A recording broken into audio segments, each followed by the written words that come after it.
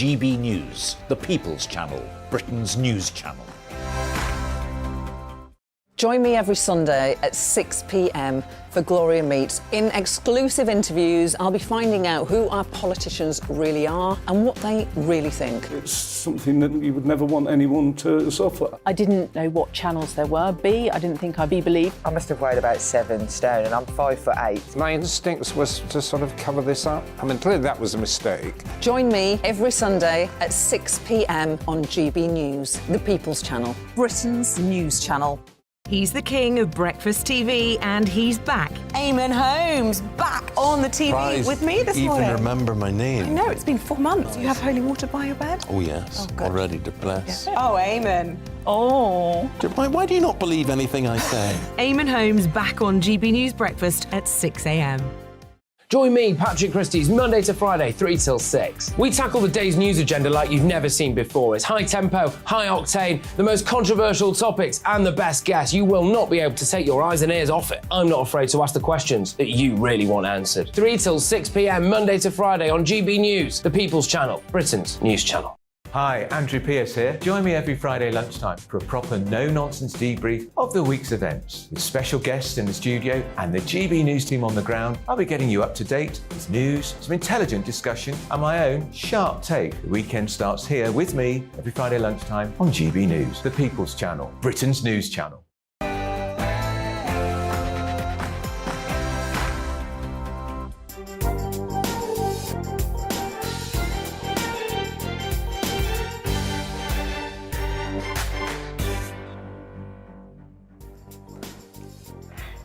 Coming up on today's Camilla Tominey show, I'm going to be speaking to Tobias Ellwood, the Tory MP who loves to hate Boris Johnson. Does he see him as an electoral asset or a misery?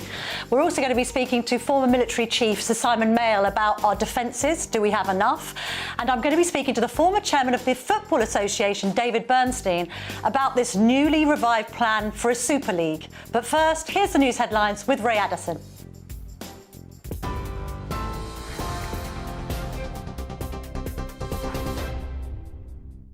Good morning. It's exactly 9:31. Here's the latest. The Labour Party is urging the BBC chairman to consider his position after MPs found he breached standards when applying for the role. The cross-party committee says Richard Sharp made significant errors of judgment when he failed to declare his role in helping to secure a loan for the then Prime Minister Boris Johnson. Shadow Culture Secretary Lucy Powell is questioning whether he's still able to uphold trust and independence at the broadcaster. I think this damning report, it really is an unprecedented report, means that Mr Sharp's position is increasingly untenable, and he really should now reflect on whether he's able to carry out that very important role as the BBC chair to uphold public trust and independence of the BBC. The death toll from Monday's earthquakes in southern Turkey and northern Syria has now passed 28,000. Some rescue operations have been halted in Turkey after reports of looting, whilst hundreds of thousands have now been made homeless in the middle of winter. The brother of murdered 2-year-old James Bulger says he'll never forgive the killers 3 decades after the crime. James was snatched from a shopping centre and killed by 2 men, formerly known as John Venables and Robert Thompson, aged 10 at the time, in Merseyside in 1993. John Venables is currently behind bars. Michael Fergus says he should stay there to give justice for James. On TV, online and on DAB+ radio, this is GB News. Back now to Camilla Tominey.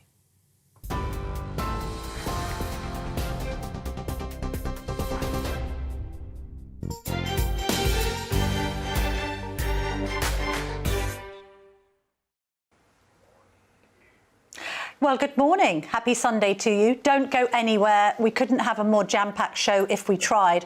Obviously, in the week that President Zelensky visited the UK, gave that extraordinary address to Westminster Hall. We're going to be talking a lot about defence. I've got Tobias Ellwood coming on, who's chair of the Defence Select Committee. I'm also going to be speaking to Sir Simon Mayall, who's a former Deputy Chief of Defence Staff, about whether we are adequately protected against foreign threats and indeed whether we've got these British fighter jets to supply to Ukraine. And we're going to have a football chat, but not your kind of boring, oh, it's a game of two halves and offside rule-ish nonsense. We're going to be discussing whether football has descended into the gutter, with this plan for a Super League and this whole notion that actually the beautiful game is being corrupted. So all that and more to come. Let's just run you through the newspaper headlines to begin with. Front of the Sunday Times. Now, this story runs and runs, doesn't it? Chairman has undermined trust in BBC. This is again in relation to the story of Boris Johnson's relationship with Richard Sharp. The front of the Sunday Telegraph goes with British weapons could be made in Ukraine, a story about the idea of us perhaps helping to make munitions there. Sir Simon Mayall's got an opinion on that and the fact that we perhaps don't make enough of our own on home soil. The Observer, secret cross-party summit held to confront failings of Brexit. Who would have thought it? Politicians from either sides of the political divide actually getting on.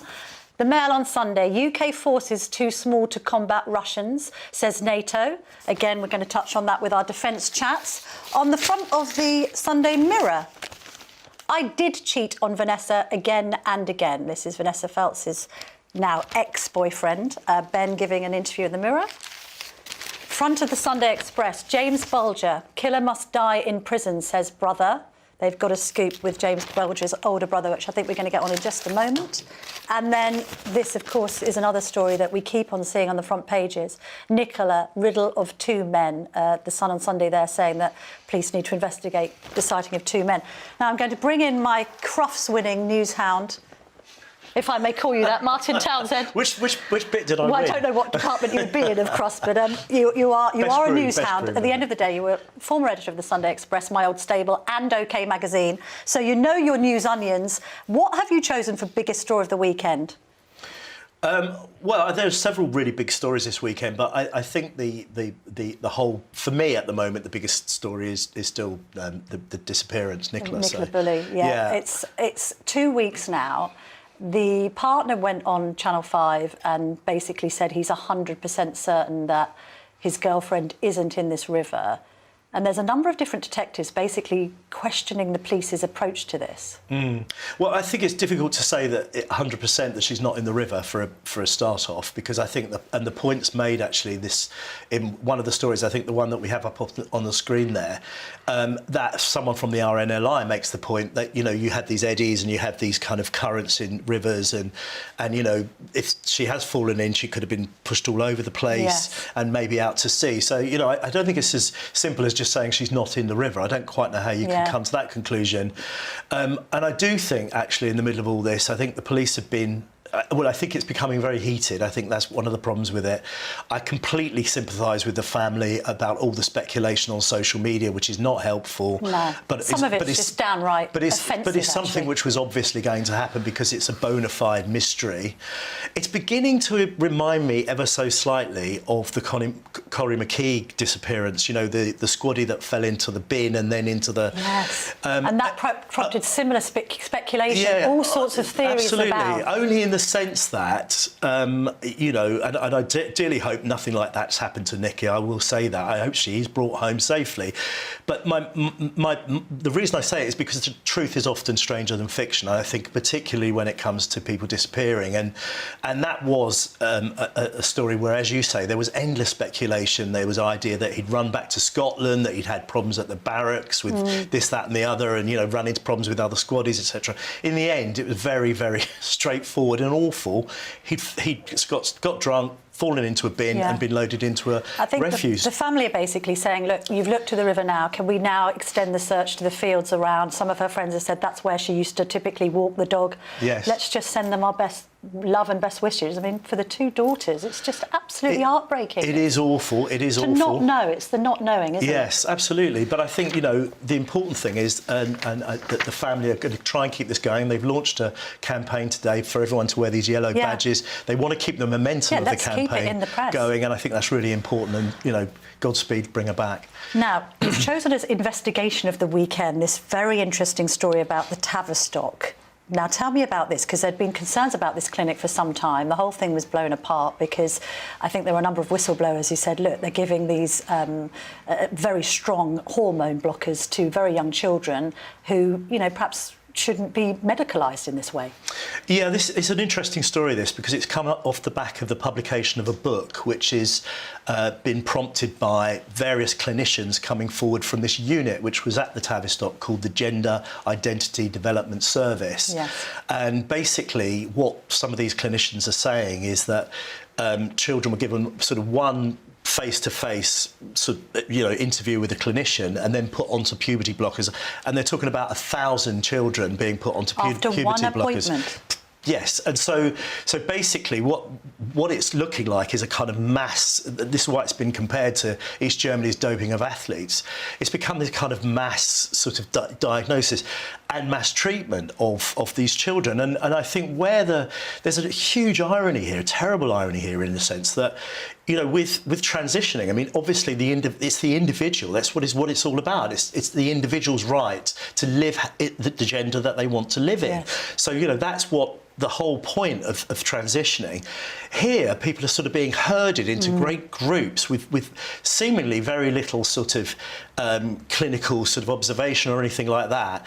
And a lot of those children have suffered from mental illness, were suffering from mental illnesses, had autism. Yeah, I was going to say about the author, who incidentally we're having on the show next week. She's going to come on and discuss this book. But she has pointed out this link to children with autism being overrepresented in the patient list, which I think is interesting. I mean, what's it saying about the medicalisation of kids who might just be a bit damaged and need some counselling and some help? Well, exactly. I mean, the problem is that the need to transition gender is seen as the mental illness is seen as the cause of that, and not sort of one of the symptoms sort of thing. So they've sort of got it round the wrong way. I mean, my problem with it, my father was bipolar. I sort of campaigned quite a lot on bipolar illness. Award-winning book on it. And every single bipolar patient is different, you know. So and all of the sort of symptoms that they display are slightly different. You know, obviously they're high and they're low at different times of the year, but every bipolar is an individual. Everybody that suffers from an autism is individual. Everyone that suffers from any kind of mental health problem is an individual. And you'd have thought that they need more than one appointment. Absolutely, to be put on these drugs. And this herding of people, I just think it's absolutely shameful. You've chosen as exclusive of the weekend, this is on the front page of your old newspaper and mine, this interview that the Sunday Express has got with James Bulger's brother. Now, again, that's another story that, because it was just so horrific at the time, and I was very young when it happened, but even I remember it. And this notion that the family, quite rightly, I think, just won't accept these killers, who are children themselves, that's why it caused so much controversy, being released from prison. Yeah, and I think a lot of people are going to have a lot of sympathy with that. I think, for me, I remember, I think we all remember that the sort of crimes taking place, they were so horrendous that they fell into that very special category of evil, I think.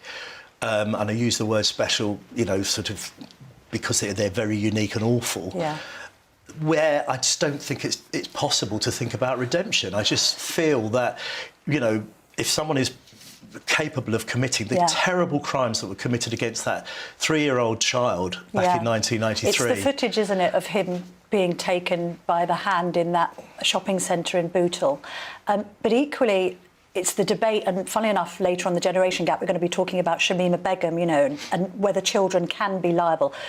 Legally, you're criminally liable over the age of 10. There are a lot of people who are sympathising with the killers and saying, you know, they didn't know what they were doing. But I have 3 children, Martin. Yes. You've got 3 children. Kids know what they're doing, age 9 and 10. I won't go into the details of that crime, but I think the details of the crime that came out at the time convinced me that they knew exactly what they were doing. And I know that's a terrible thing to say about young children. And one of them, of Venables, has obviously had subsequent convictions. 100%, 100%. And my view is that they should have gone to prison and they should have stayed in prison. And you know, I will never shift from that view.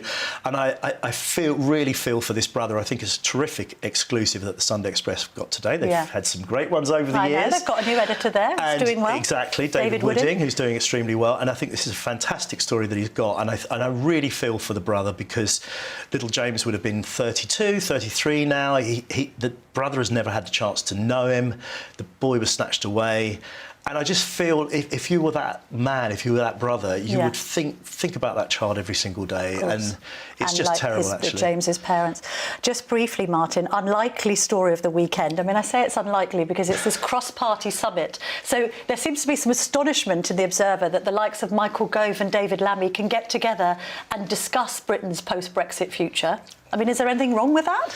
Well, I have to say, first of all, Michael Gove is actually one of my favourite politicians. I love Michael Gove. I don't know why, I just do, and I'm not. Lots of people disagree with me. Some people think he's an acquired taste, but briefly, I think is this a good thing? I think he's a proper politician, and I think he does things properly, and I think getting together a cross-party summit on this is a brilliant idea, and I actually wish there were more cross-party summits on far more key issues. NHS. Defence spending even, which we'll get onto in just a moment. All sorts of stuff. Martin Townsend, thank you very much for joining me this morning. Lovely Pleasure. to see you. Well, as you know, we have a people's panel that travels the length and breadth of the country, finding out what you think about the stories on my show, because far too often we think broadcasters just ignore the audience. We don't want to do that. Olivia Utley is our news political correspondent, and she's in Maidstone. Olivia, what's the chat there? Good morning. Good morning, Camilla. Yes, I'm down here in Maidstone, Kent, with our fantastic People's Panel, and I've been chatting to them about what they think of the biggest issues facing Britain today, and they've got some very interesting answers. So I'll introduce them to you in a moment, but first, we're here at Leah's Bistro on Maidstone High Street, lovely little cafe, and I'm going to introduce you now to Daesh, who's the owner of Leah's Bistro. And how's business going for you, Dash? Business going very well, actually. It's not too bad. We've been more busy last other years, but this year I think it's inflation to do with especially electricity. And people struggling a lot, I think, home, businesses and other things.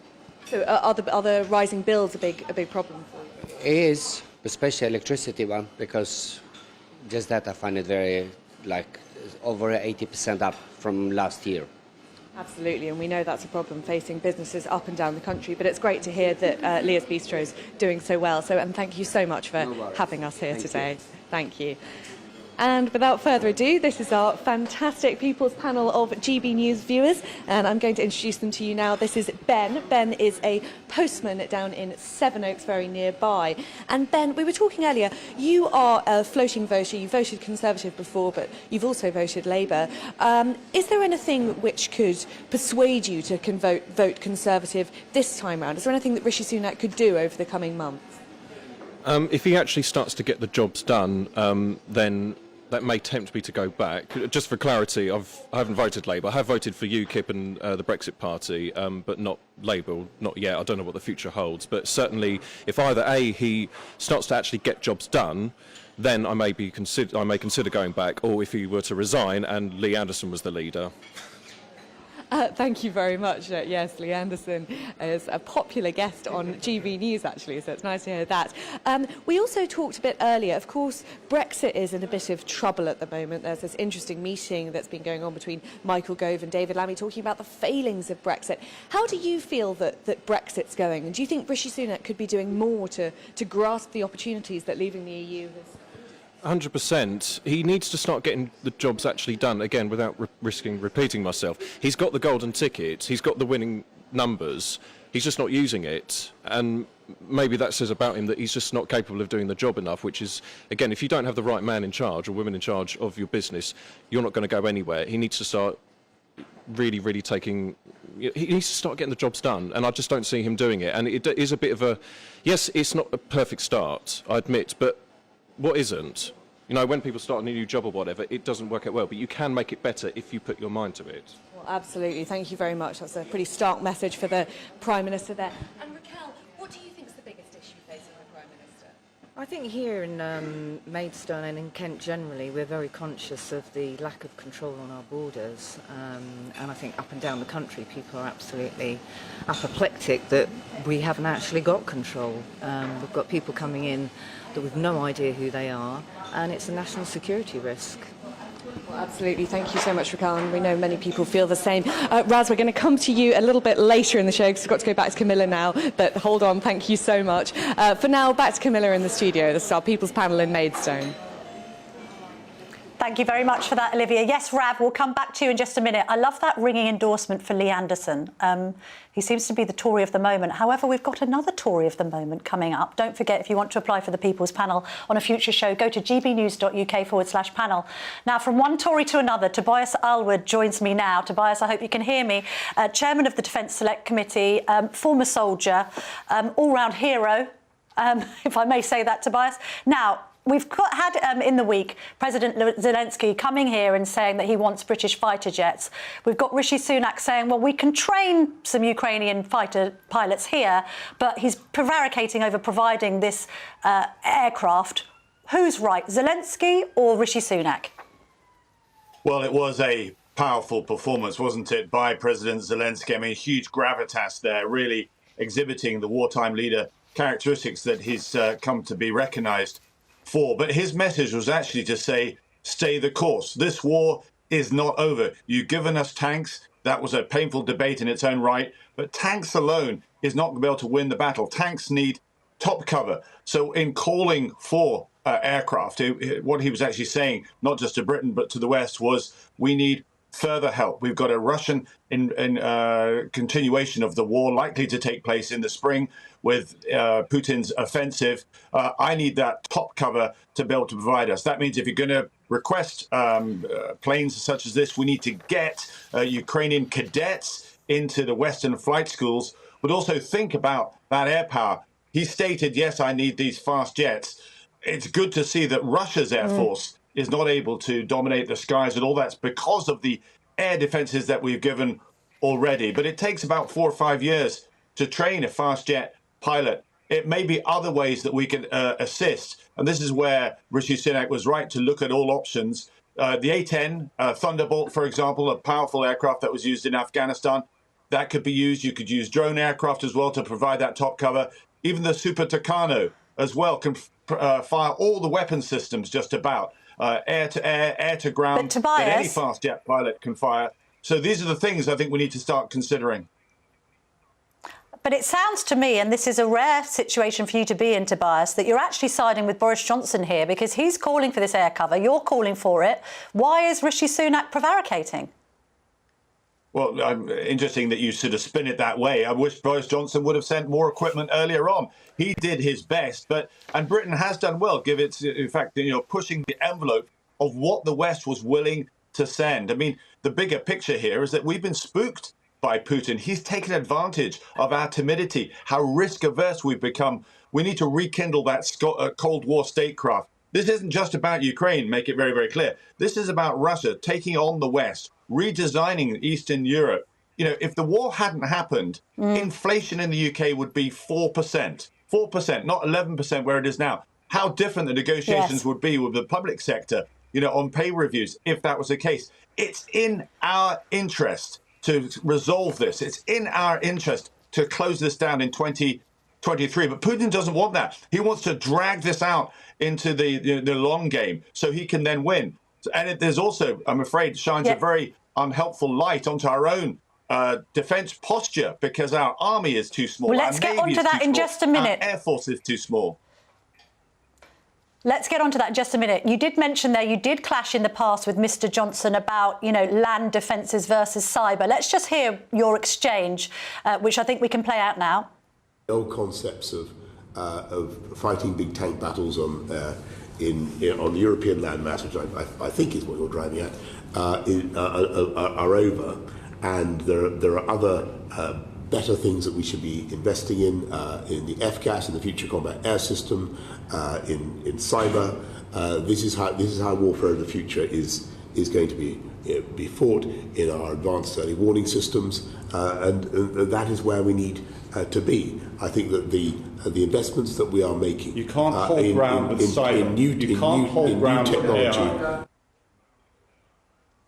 So that was you saying to Mr. Johnson, that was back in November 2021 at the Liaison Committee, Tobias. You said you can't hold the ground with cyber. So Boris Johnson was wrong then? Oh, completely wrong. And I think he now recognises that. I mean, this whole idea that we were going to move our entire defence posture to sort of cyber and space security at the cost of our land warfare capabilities. You know, back in 1990, at the end of the Cold War, we had over 900 battle tanks, and we've cut that down now to about 148. Frigates and destroyers, we had over 50 of those, protecting our sea lanes around the world. You know, we embrace globalization. We need to continue to protect those. You can't do that with just 18 frigates and destroyers. And we had 36 squadrons of fast jets. We're down to about 7 today. You know, really, we're still on a peacetime budget. We've moved into a new era of insecurity. I make it really clear, we're still in denial. Another Cold War has started, not on one front, but on two fronts, with Russia and China. And my concern is that Russia and China are now going to coalesce, are now going to merge together, knowing that they can exploit the international rules-based order unless we stand up. And that's what Britain's done in the past. That's what we need to do in the future. Should the Defence Secretary Ben Wallace resign if Rishi Sunak doesn't commit to 3% of GDP as defence spending? It's for Ben to decide his own position. I will defend Ben Wallace in behind the scenes, trying to encourage and recognise the need that 2% peacetime defence budget is not enough. You know, as I say, we've entered this new era of insecurity. All NATO nations need to move up to 3%, not least ours. It's not just equipment, can I say? It's actually also to do with stockpiles of weapon systems. I visited Belfast last week with the Defence Select Committee. The Starstreak anti-air missile, quite incredible. We've actually stopped making these a few years ago. We only have 60 left, 60 of these left in our stockpiles. We need to start to rekindling the assembly lines to make the equipment that's needed for the threats that we now face that are coming fast over the horizon. And we really are not in a position we're so poorly defended now. Even Germany is saying that we can't take on our NATO responsibilities. I know. We're going to be covering that as well a little later in the show. Tobias, let's just get on to politics very briefly. There's been a poll in the Telegraph suggesting that come the next general election, the Conservatives might fall into third place behind Labour and the SNP. Now, we've also got other approval polls, whether you like it or loathe it, that Boris Johnson, even at his least popular, remains more popular than Rishi Sunak and Liz Truss. So you must see Boris Johnson as an electoral asset come the next general election, don't you, Tobias? He's an incredible communicator, there's no doubt about it. But let's not forget why he ended up being thrown out by his own ministers. You know, 50 resigning in one day because he wasn't telling the truth. And all these polls are interesting, of course they are. But the most critical poll that's important is whether a Prime Minister has the support of their own backbench MPs. Without that, it's a non-starter. We saw that with Liz Truss as well. If you don't have the support of the MP, Lee Anderson seems to be very popular, Tobias. I mean, are we having a serious conversation here? You know, leading the country, you need to be able to command all tribes in the Conservative Party from the centre ground and appeal to the whole of the nation, not just to a particular angle, a particular cohort, a particular part of the spectrum, which I appreciate Lee Anderson does very well indeed, not least on your programme. Mr. Ellwood, I need to cut it there. Thank you so much for your time this morning. Coming up, I'm going to be speaking to former Defence Chief Sir Simon Mayall. But first, here's a quick break.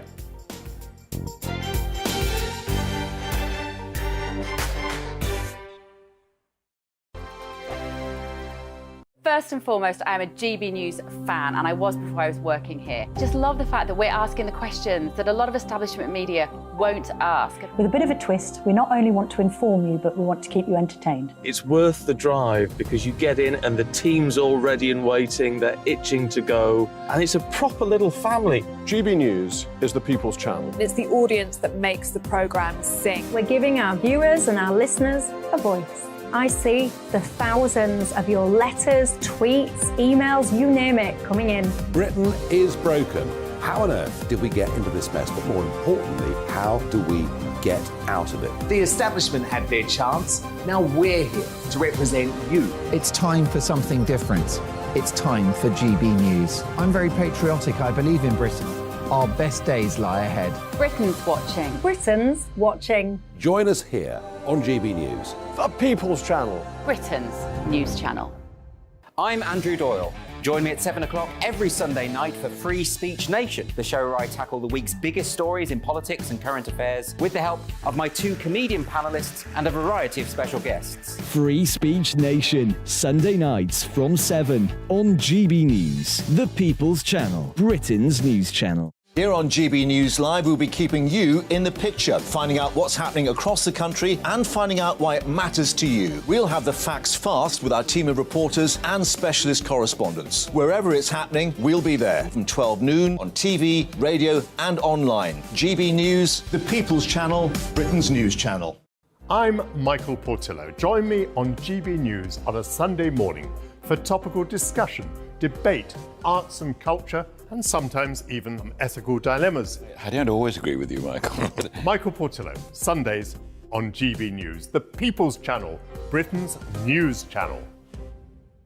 Hello, I'm Michelle Dewberry, and you can join me every weekday 6 till 7 on Jubes and Kerr. You're an inspiration to us all. Clip that bit off. Well, you are. That's my ringtone. My political ambitions those days are gone, I can tell you. She's only teasing. Go on. He's probably going to want to lay down now. I'll give him 2 minutes to have one. Let's respectfully disagree. That's what we like on Jubes and Kerr. Come and join us. GB News, the People's Channel. Michelle Dewberry, weekday evenings at 6 o'clock. I'm Simon Evans. Join me on GB News for Headliners at 11 p.m. What's the scoop? I'll be joined by 2 of the country's top comedians. That's right. As we take a look at tomorrow's newspapers tonight. We're going to get into trouble. If it's a big story, we'll be covering it. Spill some tea on him. There we go. But we'll also have some fun. I wouldn't stick up a bank. My father didn't love me. So anyway. Headliners every night from 11 on GB News, the People's Channel, Britain's news channel. Join me, Nana Akue, Saturday and Sunday afternoons on GB News. Expect fiery debate and passionate discussion as me and my panel tackle some of the biggest topics hitting the headlines. It's a place for everyone's opinion. No one gets cancelled, but no one gets an easy ride. Oh, she's on it today! Be ready for conversations that are fierce, frank, and of course, fun. Every Saturday and Sunday afternoon from 4 p.m. on GB News, the People's Channel.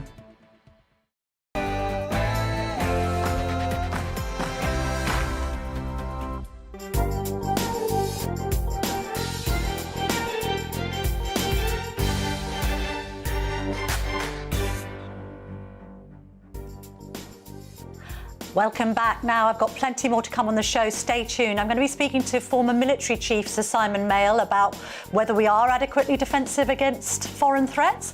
I'm also going to be having a discussion about football with former chairman of the FA, David Bernstein, and Raymond Calderon, the former president of Real Madrid, about these plans for a Super League. But first, here's the news headlines with Ray Addison.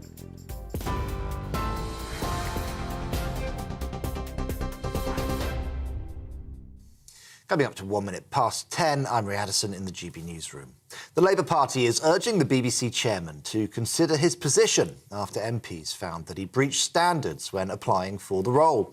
A cross-party committee says Richard Sharp made significant errors of judgment when he failed to declare that he'd helped Boris Johnson to secure a loan when he was Prime Minister. Shadow Culture Secretary Lucy Powell is questioning whether he's still able to uphold trust and independence in the broadcaster. This damning report, it really is an unprecedented report, means that Mr Sharp's position is increasingly untenable, and he really should now reflect on whether he's able to carry out that very important role as the BBC chair to uphold public trust and independence of the BBC. The death toll from Monday's earthquakes in southern Turkey and northern Syria has now passed 28,000. Some rescue operations have been halted in Turkey after reports of looting, whilst hundreds of thousands have been made homeless in the middle of winter. Unal Shevikov is the former Turkish ambassador to the United Kingdom. He told us the focus is now on the survivors. The search and rescue operations are probably coming to an end because it has been almost a week now. And although yesterday there were some survivors who have been rescued from under the rubble, I think it is probably coming to an end. Now, the most important thing is the sustainability of the survivors and to create the living conditions for them, because it is very difficult. There's still no electricity and no heating. The brother of murdered 2-year-old James Bolger says he'll never forgive the killers 3 decades after the crime. James was snatched from a shopping centre and killed by 2 men, formerly known as John Venables and Robert Thompson, aged 10 at the time, in Merseyside in 1993. John Venables is currently behind bars. Michael Fergus says he should stay there to give justice for James. A second unidentified flying object has been shot down by the US military, this time over Canada. Canadian forces will now recover and analyse the wreckage of the cylindrical object. It's believed to be similar to the Chinese surveillance balloon shot down off the US coast a week ago. And Harry Styles dominated the Brit Awards last night, winning all 4 of those he was nominated for, including Album and Artist of the Year. The former One Direction star acknowledged what he called his privilege in his speeches. The annual music event at London's O2 Arena faced a backlash over its gender-neutral categories this year. It's after the Best Artist list featured male performers only. On TV, online and on DAB+ radio, this is GB News. Back now to Camilla.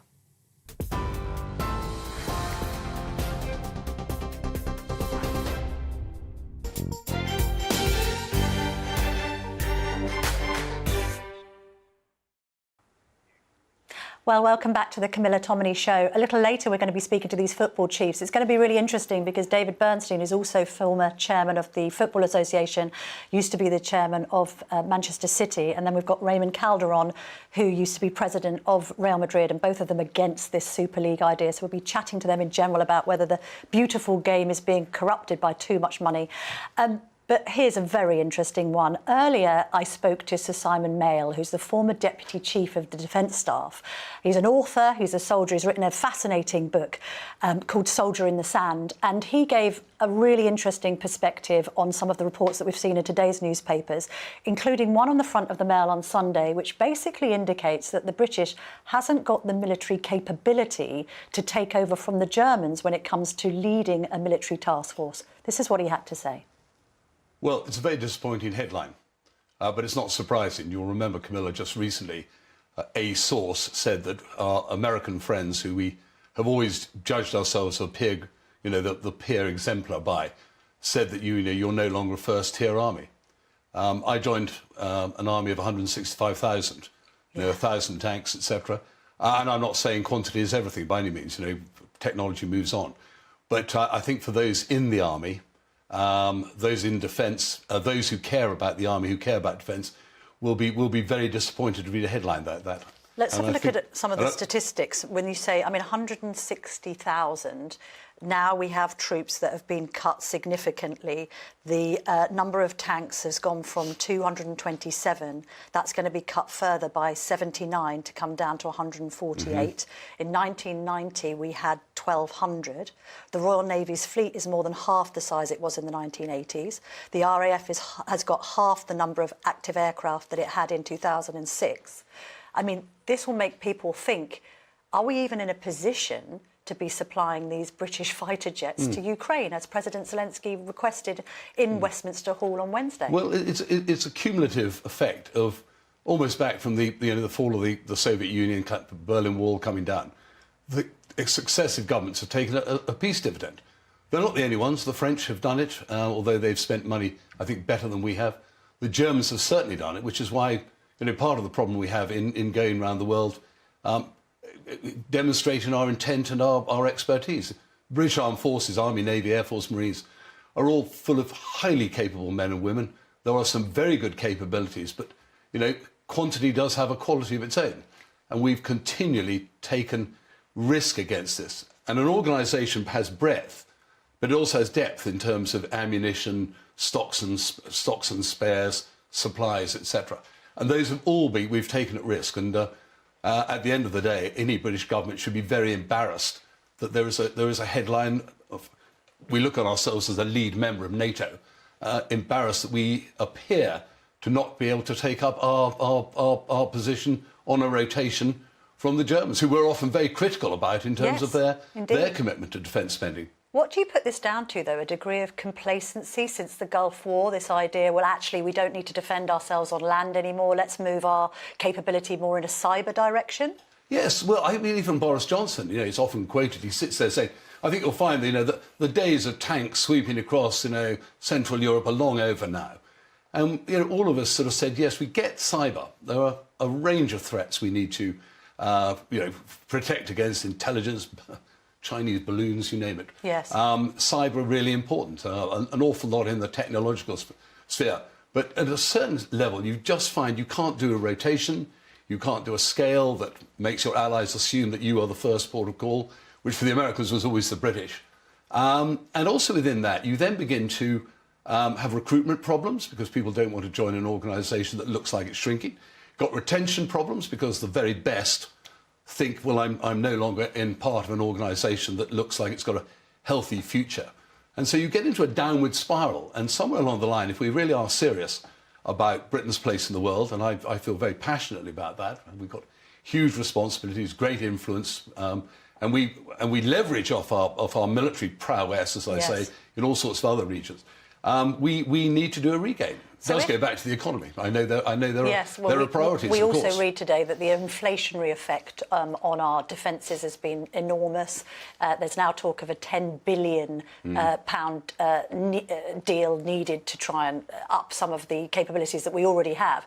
Now, if Rishi Sunak doesn't stick to Liz Truss's 3% of GDP commitment, is he going to look unserious when he comes to defending the country? I think he is when everybody looks at... We're about to have a Russian offensive, I think, in Ukraine. That will set the conditions for what NATO does and how the West responds to Putin about the success or otherwise of that offensive, whether we want to do more. But ultimately, we are falling into the category that we used to criticise other NATO allies of being able to talk a good talk politically. But actually, the military chiefs, God bless them, who have to wrestle with this every day, going into the, the defence section, saying there isn't anything we can handle.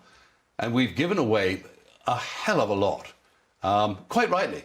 But I see no evidence that the Treasury is releasing funds to build back stocks, particularly of ammunition. And that will come up time and again. It's not simply the tank and the crew. It is absolutely the weaponry that goes on a plane and a ship on a tank that turn it into a capability. And we've taken huge risk against that. And all the NLAWs and the like that have gone, all the 155mm ammunition, the guns. And it's no good providing the guns or the tanks if you haven't got the ammunition to go with them. I mean, have we got enough ammunition, should there be an invasion on UK soil? Well, I couldn't speculate, and I'm not in the game, but I fear, because I was in the game long enough, that it's always a very easy thing to take risk against. And you think I can go out on the market. I mean, we did it, to be honest. It was the big debate in the first Gulf War, which I took part in, where we went to our Belgian friends and said, could you provide us with ammunition? And that's one of the joys of everybody having commonality of ammunition. But the reality is, at the end of the day, you need a sovereign capability. But it is difficult to just turn it on. Yes. And I think what the war in Ukraine has shown us is just how costly in terms of manpower and ammunition and equipment a full-blooded conventional war is. Apart from problems with procurement and some deals just not working out to be economically viable or indeed good value for money for the taxpayer, we've also had this issue with aircraft carriers not working adequately. We've got the HMS Prince of Wales suffering repeated problems, being dry docked, only being used for just 267 days, despite £3.2 billion having been spent on it. I mean, what's going on there? Well, again, it's a tragedy. It's disappointing. It's not surprising. It's a highly capable aircraft carrier, but it was a huge announcements. We have these two global-class aircraft carriers. It looks embarrassing. I think it's disappointing for the head of the Navy. I think it's disappointing, obviously, for the Chief of Defence Staff. The problem with big equipment is, of course, there's inflation built in. So you can say, well, we'll give you inflation, but defence equipment inflation is always higher than underlying inflation. There's always cost overruns, as we know. The Army have been, I'm not going to use the word scandalous, were last given a major project, Ajax, and that's proving to be a disaster. So we've taken, again, all sorts of risk against capabilities. So the CGS at the moment, we're looking at the money spent on carriers, the money spent on F-35s, and then looking at the money that was given to him or his predecessors, and worrying that we're just not getting the bang for the buck that we should get from the investment, even before we build back stocks from what we've expended in Ukraine, and move forward on that sort of Liz Truss Yes, let's aspiration. Talk about Ukraine. I mean, what did you make of President Zelensky's request for these planes? You know, I'll take your tea, but I want your planes, please. And do you think that we should be providing air support? Yes, I do. The reality is it's very complex. Even giving a tank or an artillery piece is complex. To make it into a capability, you've got to train it, you've got to supply it, you've got to support it, you've got to have the ammunition, etc. The difficulty with an aircraft is the weapon system. If you're a fast jet pilot, flying another fast jet is, to an extent, you know, a bit like driving a Morris and picking up a Bentley. It's broadly there. But actually, the integration of the weapon system is different. So my feeling is at the moment that the answer, a bit like for the tanks, is the Leopard 2. The answer is probably the F-16. Yes. Rather than the Typhoon. Because they're a bit too sophisticated. They probably are. They require too much training. And they're quadripartite. You need the Germans, the Italians, the Spanish. Yeah.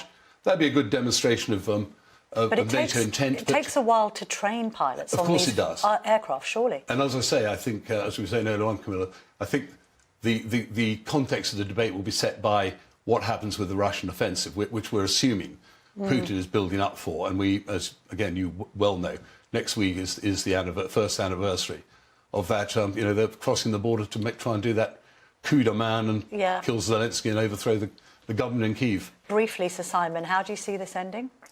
Well, not well for anybody, really. I mean, this is the danger. It's very difficult to see anything that doesn't give us another set of very difficult problems. What we don't want, of course, is a Ukrainian defeat.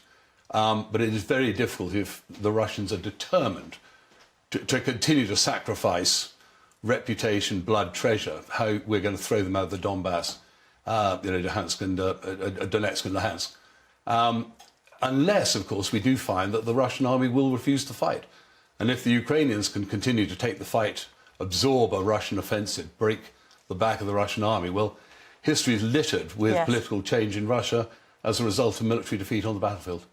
Sir Simon Mayall, thank you very much for joining me this morning. Thank you, Camilla. Well, I am from a football family. Would you believe I play football? I play for the women's parliamentary football team, badly. I do understand the offside rule, but what I can't quite get my head around is what has happened to the Premier League. So I thought we'd do a discussion about it. And I'm delighted to be joined by David Bernstein, who's former FA and Manchester City chairman. David, now, the idea of a Super League has once again reared its head. The fans aren't happy. What's your view on it?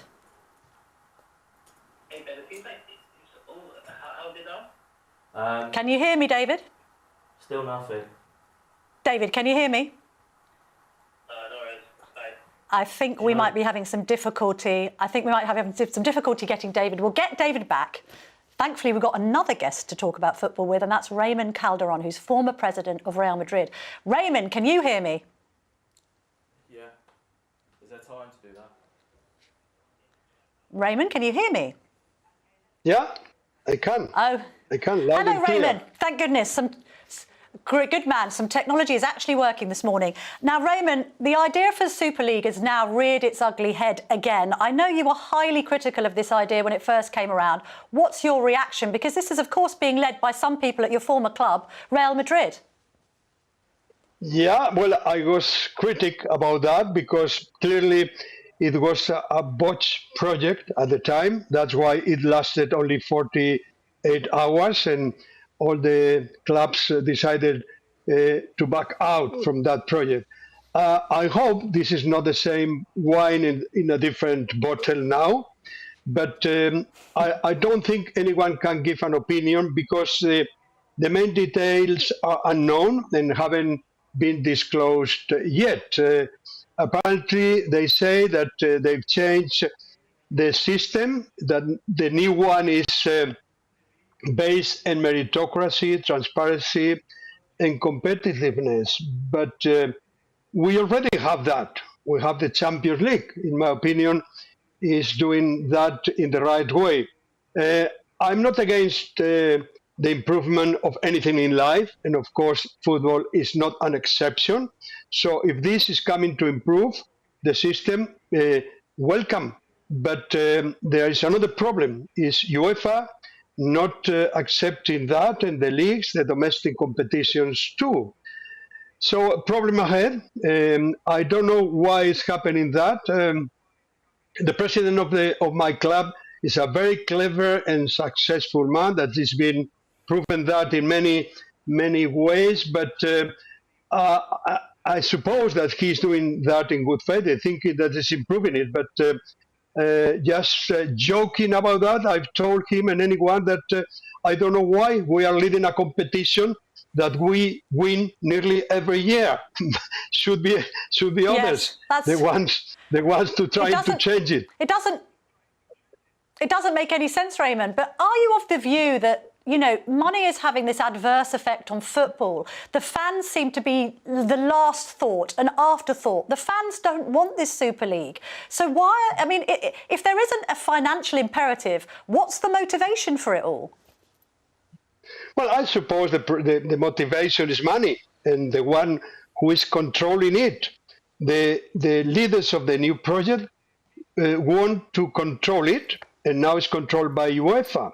But we cannot forget that the men who form UEFA are elected by the clubs, by the leagues, but by the family of football.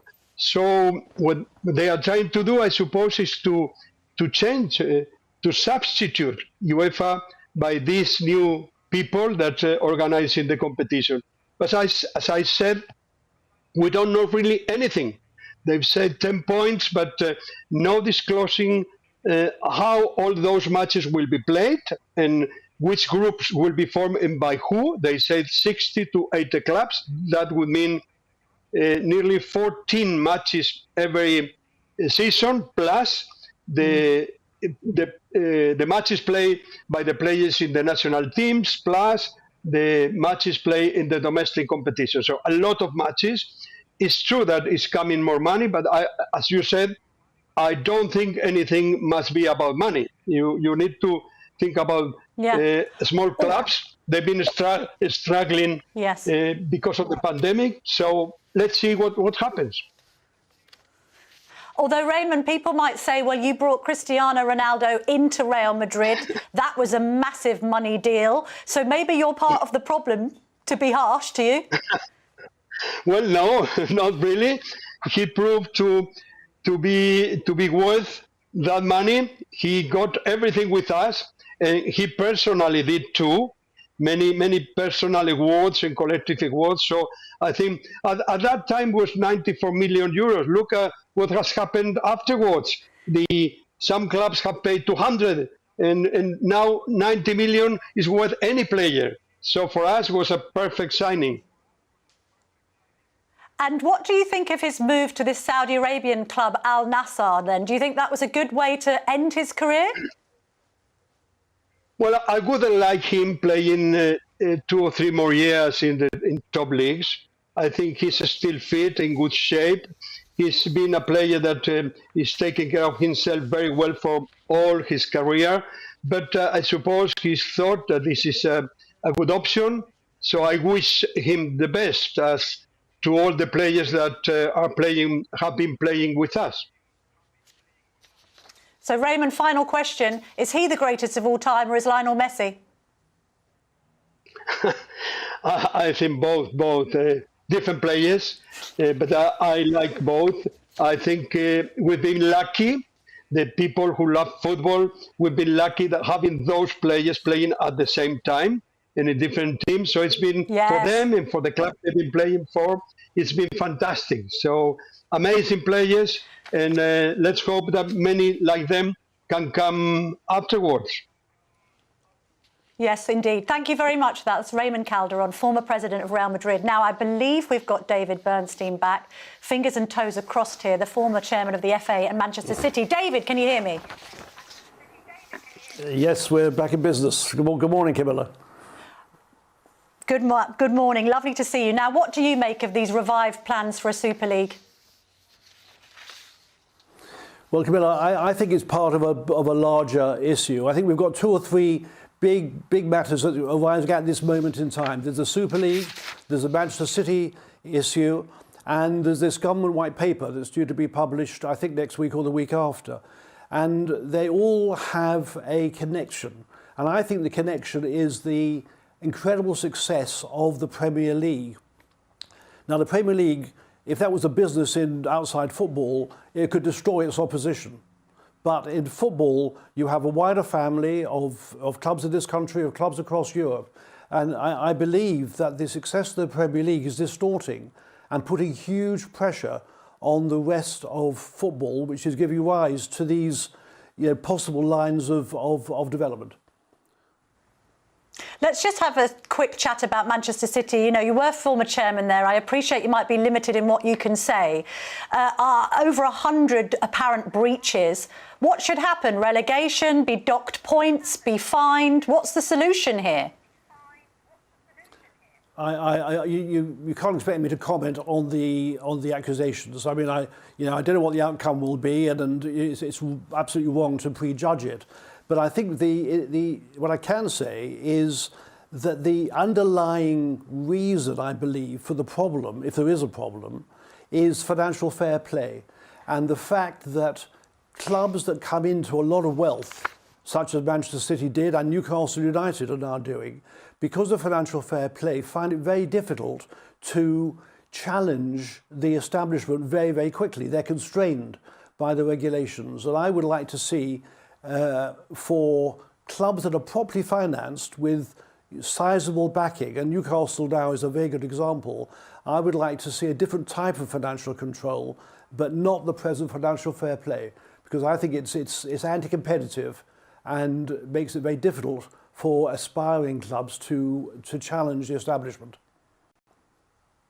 I know you've been working with a number of figures in football, including the likes of Gary Neville, on this white paper, but also this suggestion that we should have a football regulator. How would that work, David? Well, our thesis, we've been working on this for a number of years, and I think we sort of started this process, which has led to, hopefully, to this white paper coming out. We believe that football basically lacks sufficient independence in its regulation and is governed but too much by self-interest. And also that the success of the Premier League has produced a whole range of problems. So there's a range of issues which we would like to see an independent regulator address. There is redistribution of income, a proper licensing system, protection of fans, proper fit and proper person test for ownership, and so on. There's a range of really important issues because there's a tremendous stress now amongst smaller clubs, or so not necessarily smaller, but clubs in the lower divisions. So clubs in the Championship are suffering hugely, and you're going to see clubs in trouble, I believe, in the next year or so, or more clubs in trouble. And this goes right down to the bottom of the pyramid, to the National League, where I know there's a lot of clubs struggling. And this imbalance in the game has to be sorted. There's too much power in the Premier League, and too much wealth, and it's not being distributed reasonably. David, perhaps you'll indulge me just a couple of England questions, if you don't mind. I think you were FA chairman when Roy Hodgson was appointed as England manager. Do you regret that now? I was. No, I do not regret it. I mean, Roy is an excellent manager and a great person. He had a difficult finish, a difficult ending to his period, but no, I do not regret it. I think it was a good appointment, although it didn't finish as well as I would have liked. And did you support the decision to keep on Gareth Southgate as England manager after us unfortunately crashing out of the World Cup? Yes, I did. I think Gareth actually has done very well. We haven't actually won anything, but we have done well. I think he's proven to be a very solid manager, and I think he's developed young players very well, and I think he deserves one more crack at this. So I'm pleased he stayed on. And one more question, David, if you don't mind, just on sports washing, Qatar hosting the World Cup. Do we want to be seeing countries like Qatar, who have got dubious human rights records, holding major football tournaments again? Yeah, this is such a difficult question because when you go around the world, there are so many countries who've got different sorts of human rights issues. You go back to years ago to Argentina, when it held a very successful World Cup, and yet we had a terrible regime at that time. So I don't know, there's a lot of hypocrisy in this. I was actually totally against the award of the World Cup to Qatar. I mean, that goes back to 10 years now, totally against it, but I don't know. It's a very difficult problem, and I think you've got to take it on a sort of individual individual basis, but there are many countries who meet all the tests that we would like. I know, but then at the same time, I feel that, have you got this impression that the game is getting further and further away from the fans and what the fans want, David? I think, Camilla, the top end of the game, that's possibly true. I think the huge amount of wealth, coming in now to the top part of the Premier League does perhaps lead to that. But I think the rest of the game, there's much more to football than the Premier League. The Football League is a wonderful, wonderful organisation, and you see great football, a very exciting football, and all the way down, I'm a great supporter of the National League, where you can see, very exciting football. Maybe it's not the quality of the Premier League, but nevertheless, it's great to follow. So I think at the very top end, yes. Elsewhere, not so much. David Bernstein, thank you so much for joining me this morning. And apologies to you for our technical issues. This is a live show. These things happen. And now we're going to cross over to Olivia Utley in Maidstone with the People's Panel. Olivia, what's the reaction to my interview with Tobias Ellwood, with my interview with the military chief, and indeed that chat just now about football? I hope we're going to speak to, was it Rav, who didn't get to get his say a little earlier? Yes, I've got Raz right here. Fascinating set of interviews. So I'll start with you. We were talking a bit earlier about defence spending, and that interview with Tobias Ellwood was really quite enlightening. What do you make of the way Britain's spending its money? I think it's quite clear that we do need to boost our defences here. I don't want to be like the Americans in the 1957, where they looked up at the skies and saw the first Russian satellite going over their heads. We need to really boost our defences, and I'm really worried about Putin taking the nuclear option because we're supporting Ukraine. It might be the case that we might have to go full military with the help of our military army and navies to help Ukraine win over Russia. But it is a bit scary at the moment with all the nuclear going around. Absolutely, and I know your feelings are echoed by lots of people in the UK. We also heard from Tobias Ellwood. There was an interesting question there from Camilla about Boris, and of course Tobias Ellwood voted against Boris in the confidence vote. Do you think that Boris is the right person to lead the country? Would you like to see a Boris? I think we might be past that point for revival, but I wish he hadn't gone in the first place. And I would imagine there's a lot of people reflecting now on their no confidence votes, and was it perhaps the right thing to do? Look at where the Tory party is now. It's a shambles. And yeah, he's not always good, but he was certainly popular with the public, and I think he spoke a lot for the public. Thank you very much. Stark message for Rishi there again. And Ben, that was a really interesting interview with David Bernstein, and you were at the football yesterday. You know what you're talking about here. What do you think of the situation with Man City? If they have been proven to have broken the financial fair play rules and are found guilty, then they should quite rightly be punished. My concern is that either they'll be the punishments will be overturned because they have got a very, very clever lawyer, or they'll just be given a £2 fine. For me, if it was up to me, I would punish them by sending them down to League Two and finding them a few million quid. If you ask me to pick. Thank you very much. Should have Ben in charge. Thank you so much. This is the People's Panel. Now back to Camilla in the studio. Thank you very much for that, Olivia. Yeah, there'll be loads of people championing Ben on our People's Panel for the next FA chairman, I think, to sort out that mess at Manchester City. Still loads more to come on today's show. The generation gap, we're going to be covering Shamima Begum and whether she should get her citizenship back. We're also going to be speaking to President Ersin Tatar, and he is the president of the Turkish Republic of Northern Cyprus. He's had a lot of people caught up in those dreadful earthquakes. First, though, here's the news with Ray Addison.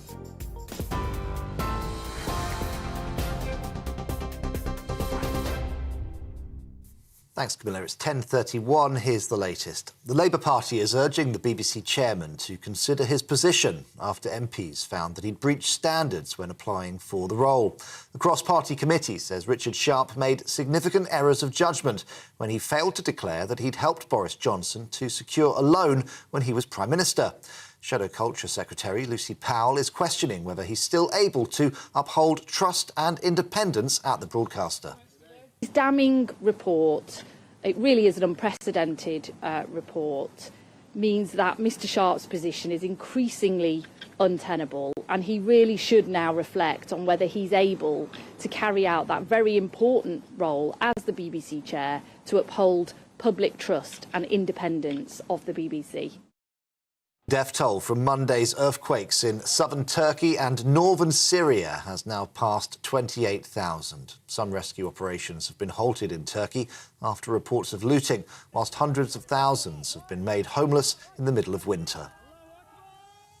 And the brother of murdered 2-year-old James Bolger says he'll never forgive the killers 3 decades after the crime.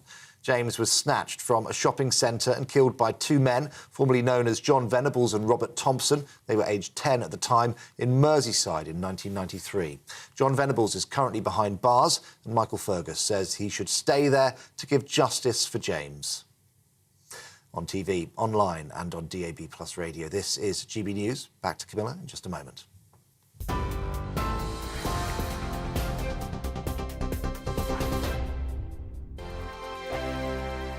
We are GB News, the People's Channel. And right across the United Kingdom. You can find us on Sky Channel 512, Virgin Media Channel 604, Freesat Channel 216, Freeview Channel 236, and YouView Channel 236. You can also take us with you on DAB+ radio, with the GB News app and at the website gbnews.uk. We're absolutely everywhere. Come join us on GB News, the People's Channel, Britain's news channel.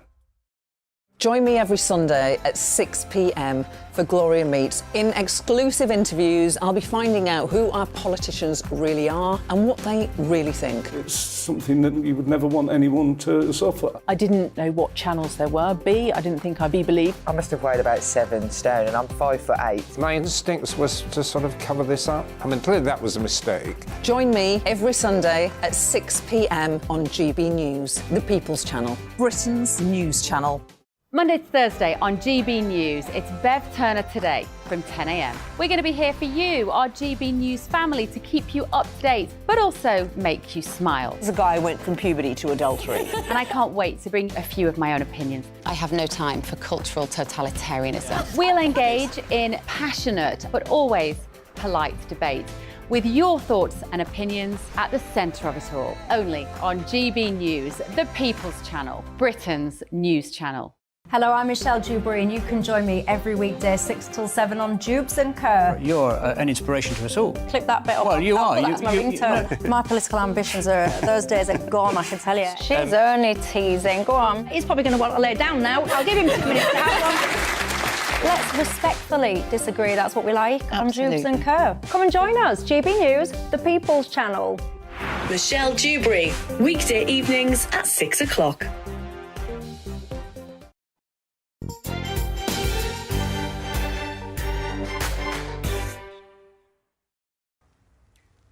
Welcome back to the Camilla Tominey Show. Now, stay tuned. We've got a great generation gap to come. We're going to have 2 very feisty ladies arguing the case for and against Shamima Begum.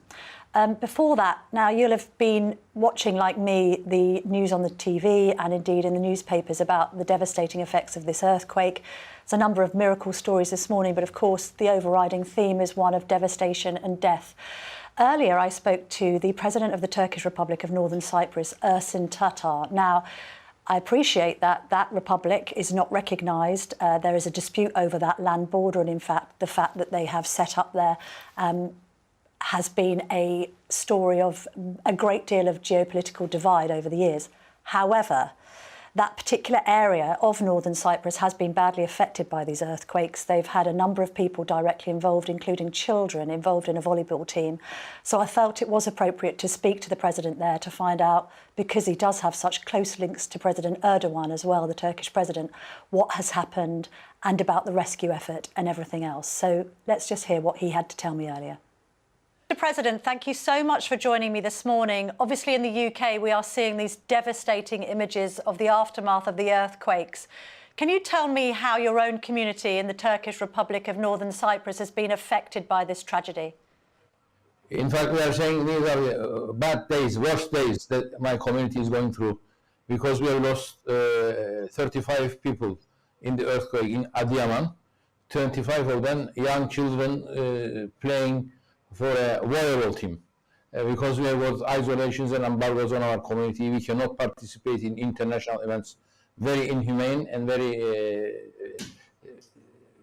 and we have been invited to participate in this Turkish national organization, and my youth people were in Adıyaman participating in this championship. They were the champions of the Turkish Republic of Northern Cyprus, and unfortunately they got stuck under this hotel, and we lost them. We are very, very upset. The whole community in Cyprus, Turkish Cypriot community, we were mourning, and we have declared a national mourning for a week. All our flags are down, and we really are going through bad times. The whole community, we are shocked. Obviously, we are sharing our condolences with the Turkish nation. I have spoken with President Erdogan on Monday morning and asked for help to lift the hotel in Adıyaman. They did their best. We sent an emergency team to rescue our people, and they are still there. Some of them have returned back to the country with all the bodies last night. This is a small community with a population of 500,000, so the number of people we have lost, 35 people, and we have lost some people in other parts of Turkey, because this earthquake is covering a very big area. The area is about 500,000 kilometers square, affecting 13 million people, and up to now in Turkey they estimate more than 30,000 people who have lost their lives. Probably this figure will be 50,000. I hope it doesn't exceed that, but unfortunately this is a earthquake unprecedented. I believe unprecedented, because yes, we have had this earthquake scaling 7.6, 7.7, two earthquakes within 10 hours. One was early in the morning, 4:17, and the other one next morning about 11 o'clock, and two different earthquakes covering more or less the same area, such a big area, nearly 500,000 kilometers square, they tell me, and which has affected 10 different cities, 10 different cities. So our thoughts are with all these people who have lost their homes, who are out in the street, and who are still looking for their close families. I once more share my condolences with Mr. Erdogan, President Erdogan, and the whole Turkish nation. But I also obviously want to express my deep feelings of grief for my own community, because we are going through very bad times. Our heart can't take it, and we have, as I say, have declared a mourning week. We have lowered our flags, and we have asked the international community to once more look at the Turkish Cypriots, because we are a different community with our own flag, with our own culture, with our own expectations. We have our own state for the last 6 years, and these embargoes and isolations on our community are so unfair, and this event has given the opportunity for the international community to look at the Cyprus problem once more. Camilla. Mr. President, tell me about the rescue mission that's currently taking place at this IASIS hotel. I know that you've had 10 bodies repatriated, 7 of those are children. You've spoken about this volleyball team. You've sent your own rescuers out there. What conditions are they facing to try and find some more of these team members and bring them home? Well, our teams have done an excellent job. They were in very high speed. They were there nearly a week, and that hotel was in real shambles. It was about 10-floor hotel, which that morning came down, and our young people were on the second floor, I am told, and it was absolutely impossible to come out live. However, there was one teacher who yesterday morning was apparently alive when they brought him up, but when he was taken to hospital, he was dead. So we've lost all of them, and we are very, very grieved. We are very, very upset. How many of your people are still unaccounted for? We know about the team, but you're talking about a death toll of 50,000 potentially. How many more people are you looking for? Well, in our Turkish Cypriot team, fortunately, we have been able to find all of them. I'm told that 25 students, the rest teachers and close families. And we have been able to recover all of them from this building.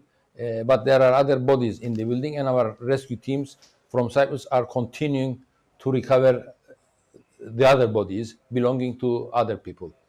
But we have been able to repatriate all our people from Turkey back to Cyprus as of last night. And Mr. President, you mentioned there that you have spoken to President Erdogan. We've got some reports in the UK press today of some people just not being able to be reached by rescuers. There has been a bit of a criticism of the president's handling of this.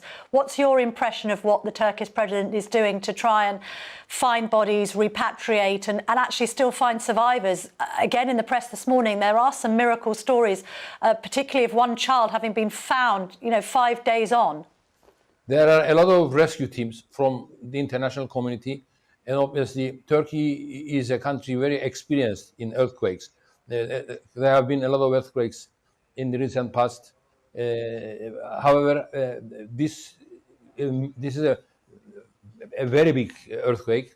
In fact, as I told you before, 2 earthquakes within 10 hours, and therefore the effects have been devastating. Yeah.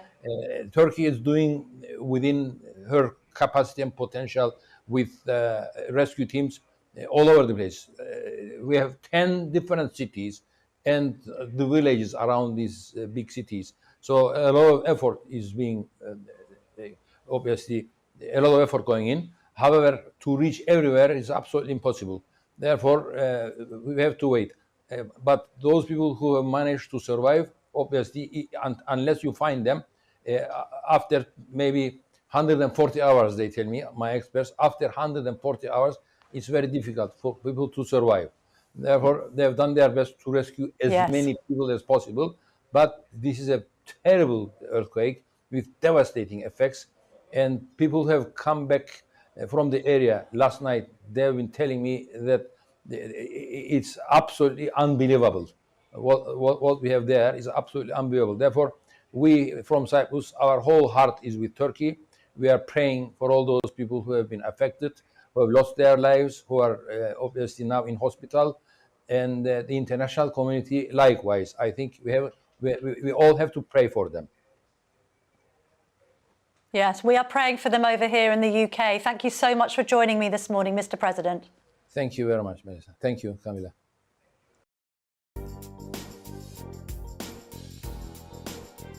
Generation gap to come. 2 women going head-to-head on Shamima Begum. Stay tuned. We'll be back in just a jiffy.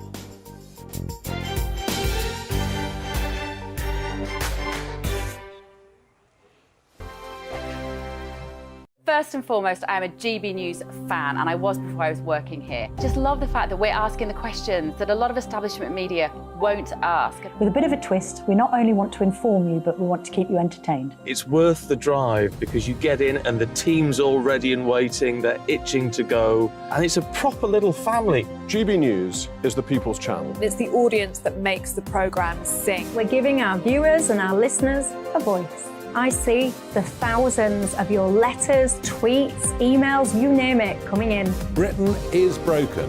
How on earth did we get into this mess? But more importantly, how do we get out of it? The establishment had their chance. Now we're here to represent you. It's time for something different.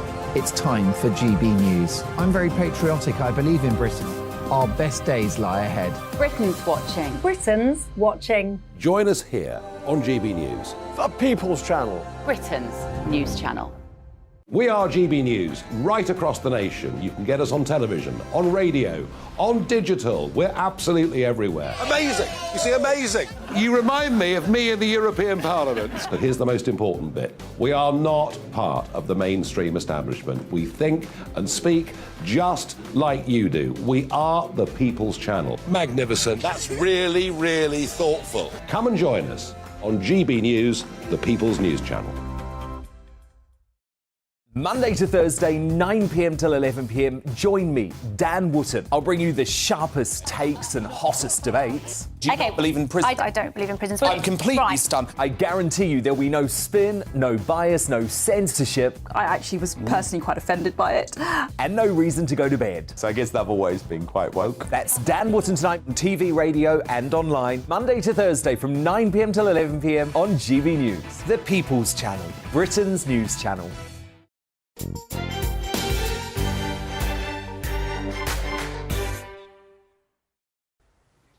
Welcome back. We've still got our generation gap. Oh, God, I need to put my teeth in. We've still got our generation gap to come. But first, let's get the view from Michael Portillo, fellow GB News presenter, on what he's got coming up in his show at 11 o'clock. Michael. Hello, another generation gap between you and me, perhaps. By the way, congratulations, Camilla, on your marvellous feature on defence spending. Quite shocking, really, to hear that we have, what is it now, 17 frigates and other surface vessels in our Royal Navy. We're going to be looking at Prevent. That is the programme which supposedly stops people turning to terrorism, but a lot seems to have gone wrong with that programme. We will be looking at the earthquakes in Turkey and Syria. And because my programme covers the arts as well, we're going to be looking at things like The Exorcist and Bambi. Oh, and also Cheryl and other people who've gone from cinema to tread the boards in the West End. All that and vegan chocolate. Sounds brilliant. From defence spending to Bambi. Perfect, Michael. A great show coming up at 11. Thank you very much. Now, Generation Gap it is. And we are very lucky to be joined by two lovely ladies, if I can say that. Emma Webb, who's a political commentator, and Narinder Kaur, who is a former reality TV star. But now broadcaster. Now, before I even load this up, I can just say there is a generation gap here. I know these ladies look extremely young and vibrant, and they are, but actually, I think, Emma, you're 29. Narinder, there's no way you're 50. I'm 50. Brown don't frown. What is brown don't frown? We're both tops. We will do another section. Well, I can't believe Emma's 29 because she's so wise. Well, how can you be so wise at 29? We've got 20 years between you two. Yes. That justifies the generation gap, guys. We'll do perhaps another entire show on how Narinder looks like this at 50. But the point is, we want to discuss Shamima Begum. Now, I don't know what you felt about the documentary that the BBC made during the week. It was 90 minutes, hugely supportive to Shamima Begum, who at the end of the day did leave this country, betray this country and went off to Syria to join ISIS. There's equally been some consternation, let's put it that way, about a Times Magazine piece which put her as the cover girl. You know, apparently now that she's changed the niqab for yoga leggings, she should now be re-entered into Western society. You can probably tell where I am on this. I don't think she's a victim. I don't like some of the rhetoric around this girl. At the end of the day, she was 15. I'm the mother of a 14-year-old, and when you're that age, you know what you're doing.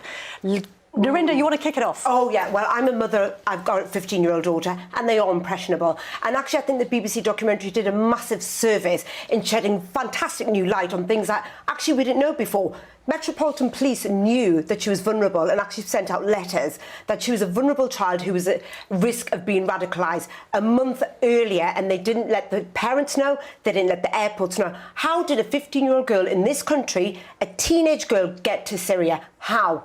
Well, she looked online. She wasn't looking online so for that she wasn't long vulnerable. Before, because there was a journalist, Andrew Drury, who has said he's interviewed Begum 6 times. She wanted to go there. She wasn't coerced. She wasn't radicalised from a young age. That's his opinion. All right, Emma. Well, you're allowed to change your opinion and story. She was 15 years old, and you can't change the fact. But we don't know the facts. I think that it really is quite abominable, actually, that they put her on the front of the Times Magazine. Because imagine being one of the Yazidi victims victims of Islamic State or one of the Shia children who had their parents executed by Islamic State, looking at this woman who went there from Britain, yes, but she wasn't a woman, she was a child. Well, she was 15 years old and groomed online. Let's get Emma's opinion, then she's you can above come the in, age of Narinda. criminal responsibility.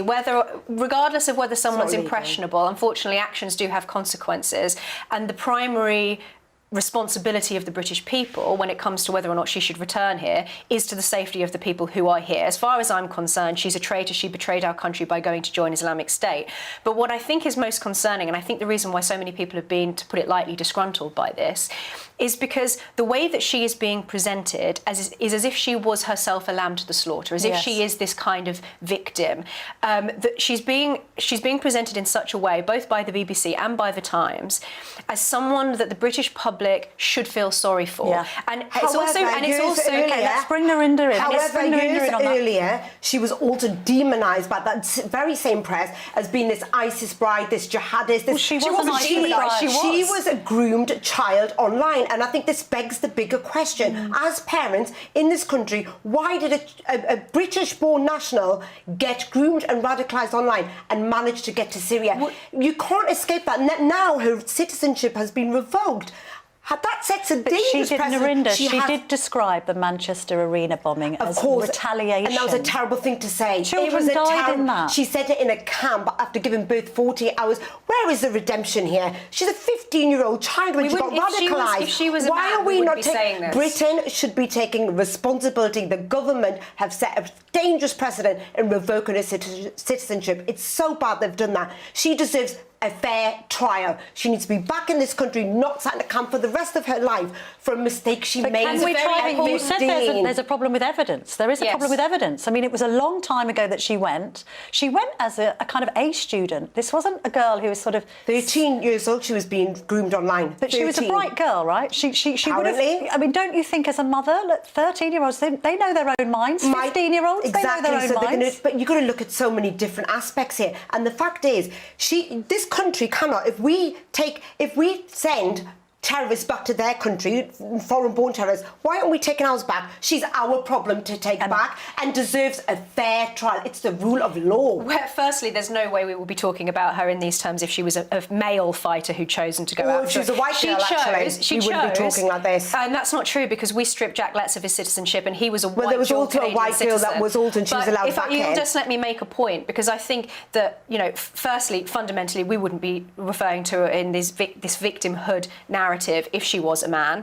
But you mentioned her coming back and having a fair trial. But the fact is that it's very difficult to collect evidence in a war zone that is admissible at trial. The conviction rate for foreign fighters is extremely low. One of the reasons why the Home Secretary has the power to strip for dual nationals of their citizenship is for security reasons, and we can't know all of the security reasons that Sajid Javid was aware of at the time when he made that decision. She's a political pawn. It was to appease the baying crowds, actually. It was to appease...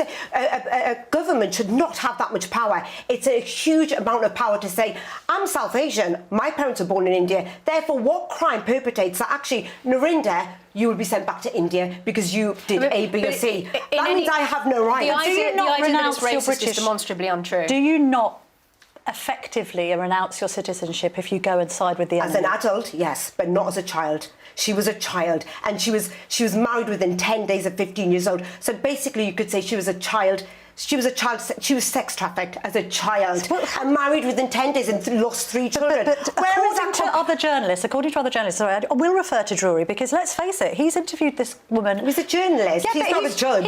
He's not a judge. So you're going to believe one journalist who gives you the BBC narrative, but not another who has interviewed her 6 times. He says she wasn't radicalised from a young age. She went online for a couple of months. The next minute she's out there. Camilla. So you're talking about grooming. When did this grooming take place? But let the British courts decide that. We believe in our criminal justice system. But she won't. It's very unlikely that she will be successfully tried. Exactly. And if there is a security risk that we're not aware of, we have a responsibility to the British public. That is simple. The British government have successfully brought back hundreds of people from Syria. Shamima Begum is being made a target of, and she's used as a political pawn to appease the baying crowds. Do you think she's a risk to the public, Emma? I mean, she does seem extremely contrite in these interviews. She's clearly changed. She's become much more westernised radicalised in the camp that she's being held in? I think that firstly, we don't know what the Home Secretary knows. I think there are a lot of indications that things may not be as she is describing them. She obviously has, she's part of a very sophisticated PR campaign to try and get her back here. She is appealing it through the appropriate channels, which I think is right that she should be able to do that. Remotely, not in. It's very unfair. I think we need to ask ourselves. You can't do it otherwise. But because she's stateless. I think we need to ask ourselves, She's as not a country, stateless. what does it say about us? We're not saying she did right. She made a mistake. We are not condoning what she did, but she was a benign member. And she was a child I think bride. we shouldn't trust her. Well, maybe we don't know. We don't know. You're putting things out there saying we shouldn't trust her. I'm a mother to a 15-year-old daughter, and if that was my daughter, I'd want her back home. She was born in this country. I don't buy the PR campaign, I just don't. And I don't think the British public do For a either. judge to decide. I don't think we have a responsibility to her anymore. OK, we'll have to call a truce on that one. Thank you for your opinions, ladies. Well expressed. Well, we're going to be back next week again at 9:30. I'm hoping to have a big governmental guest and others, of course, to keep you occupied from 9:30 to 11. See you next week. Here's Portillo.